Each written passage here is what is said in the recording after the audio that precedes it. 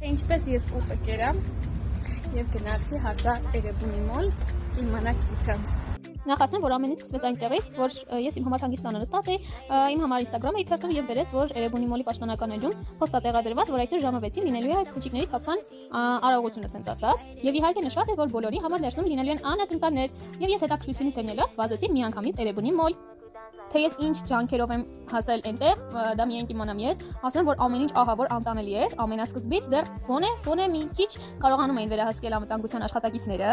բայց երբ արդեն եկավ ժամը 6 ու պետքա փուչիկները բաց թողեին, բոլորը դառան ուղղակի անկառավարելի, երդվում էին մեծից փոքր, իրար բրդում էին, գցում էին գետնին փուչիկների նման, մարդիկ թափվում էին, լուրջ եմ ասում, ընկնում էին գետնին փուչիկների նման, բոլորը իրար բրդում էին մեծ փոքր բան, ու ոտքերից տակ նկատում եմ մի հատ մեծ կինա ջանով հանդերձ, ուզում եմ օգնեմ իրան, մեկը տեսնում եմ ինքը ոչ թե ընկել, այլ ընկել է իմ ոտքերի տակ, ու այդ փուչիկներն է հավաքում 4-5 հատ, ինքը հավաքել է ու հələ շարունակում է հավաքել, հասկանում եք, ինքն խնդալու է, լացել է, ես ուզում եմ այդ ընկան օգնեմ, բայց ինձ էլ են բրդում, գցում են, լուրջ եմ ասում, ես ուզում եմ այդ ընկան օգնեմ, ու նկատում եմ, որ ինքը ոչ թե ընկել է, այլ ուղղակի կրացել է, որ փուչիկները հավաքի։